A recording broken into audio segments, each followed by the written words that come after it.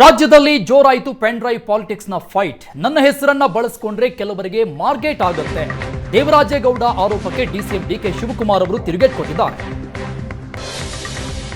Pen drive release ಹಿಂದೆ ಡಿಕೆಶಿ ಕೈವಾಡ ಇದೆ ಅಂತ ಗಂಭೀರ ಆರೋಪ ಮಾಡಿದ್ರು ದೇವರಾಜೇಗೌಡ ಆರೋಪಕ್ಕೆ ಡಿಸಿಎಂ ಡಿಕೆ ಶಿವಕುಮಾರ್ ತಿರುಗೇಟು ಕೊಟ್ಟಿದ್ದಾರೆ. ನನ್ನ ಹೆಸರನ್ನ ಬಳಸಿಕೊಂಡ್ರೆ ಕೆಲವರಿಗೆ ಮಾರ್ಕೆಟ್ ಆಗುತ್ತೆ. ದೇವರಾಜೇಗೌಡ ಏನ್ ಬೇಕಾದ್ರೂ ಮಾತನಾಡುತ್ತೆ. ದೇವರಾಜೇಗೌಡ ಮೆಂಟಲ್ ಕೇಸ್, ಏನ್ ಬೇಕಾದ್ರೂ ಮಾತನಾಡಲಿ. ದೇವರಾಜೇಗೌಡ ಆರೋಪಕ್ಕೆ ಡಿಸಿಎಂ ಡಿಕೆ ಶಿವಕುಮಾರ್ ಅವರ ಟಾಂಗ್ ಇದು. ಡಿಕೆ ಶಿವಕುಮಾರ್ 100 ಕೋಟಿ ರೂಪಾಯಿ ಆಫರ್ ಮಾಡಿದ್ದಾರೆ ಅಂತ ಗಂಭೀರ ಆರೋಪ ಮಾಡಿದ್ರು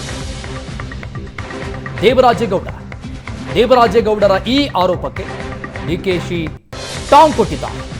ದೇವರಾಜೇಗೌಡ ಜೊತೆ ನಾನು ಮಾತೇ ಆಡಿಲ್ಲ. ನಾನೊಬ್ಬ ಡಿಸಿಎಂ, ದಿನ 100 ಜನ ಬಂದು ಮಾತಾಡಿಸ್ತಾರೆ. ಅದರಲ್ಲಿ ಒಳ್ಳೆಯವರು ಬರ್ತಾರೆ, ಕೆಟ್ಟವರು ಇರ್ತಾರೆ. ಮಾತನಾಡೋಕೆ ಬಂದವರಿಗೆ ನಾನು ಇಲ್ಲ ಅಂದಿಲ್ಲ. ರಾಜಕೀಯ ಅಂದ ಮೇಲೆ ಸಾವಿರಾರು ಜನ ಬಂದು ಮಾತಾಡಿಸ್ತಾರೆ. ಆದರೆ ಯಾವ ಹುತ್ತದಲ್ಲಿ ಯಾವ ಹಾವಿರುತ್ತೋ ಯಾರಿಗ್ ಗೊತ್ತು ಅಂತ ದೇವರಾಜೇಗೌಡ ಅವರ ಗಂಭೀರ ಆರೋಪಕ್ಕೆ ಡಿಸಿಎಂ ತಿರುಗೇಟು ಕೊಟ್ಟಿದ್ದಾರೆ. ನಿಮ್ಮ ಹೆಸರನ್ನು ಮತ್ತೆ ಪ್ರಸ್ತಾಪ ಮಾಡಿದ್ದಾರೆ. 3 ಕೋಟಿ ಆಫರ್ ಕೊಟ್ಟಿದ್ರು, ನನಗೆ 5 ಕೋಟಿ ಅಡ್ವಾನ್ಸ್ ಕೊಟ್ಟಿದ್ರು.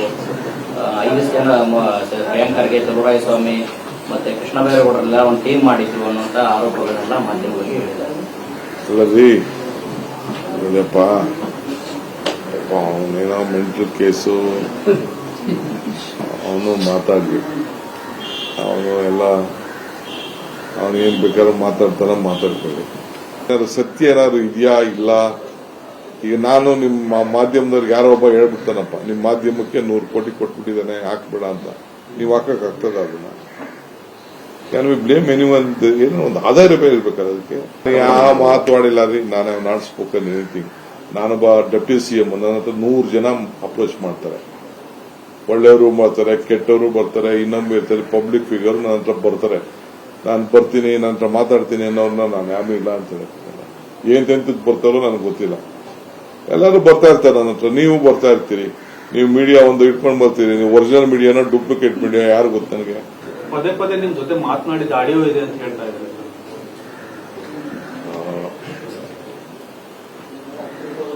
ಯಾರು ನಮ್ಮನ್ನ ಬಂದು ಪಾಲಿಟಿಷಿಯನ್ ಅಂದಮೇಲೆ ನಮ್ಮ ಸ್ಟೇಟಸ್ಗೆ, ನನ್ನ ಪೊಸಿಷನ್ಗೆ ಸಾವಿರಾರು ಜನ ಬಂದು ಭೇಟಿ ಮಾಡ್ತಾರೆ.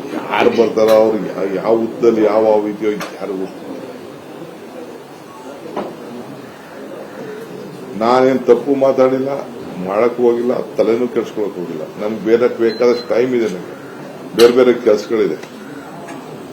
ನೀವು ಜವಾಬ್ದಾರಿತ ಸ್ಥಾನದಲ್ಲಿರೋರ ಮೇಲೆ ಈ ತರ ಆಪಾದನೆ ಮಾಡ್ತಾನೆ ಅಂದ್ಮೇಲೆ ಅದನ್ನೇನಾದ್ರು ತನಿಖೆ ಅಥವಾ ಅವನ ಮೇಲೆ ಮಾನನಷ್ಟ ಮೊಕದ್ದಮೆ ಆತರ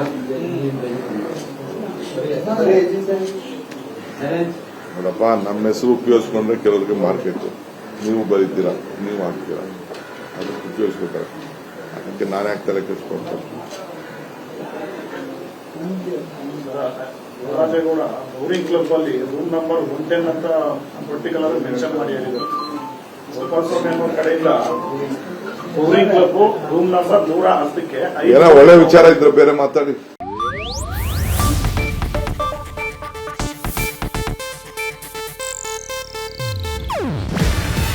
ಇದು ಏಷ್ಯಾನೆಟ್ ನ್ಯೂಸ್ ನೆಟ್ವರ್ಕ್ ಪ್ರಸ್ತುತಿ.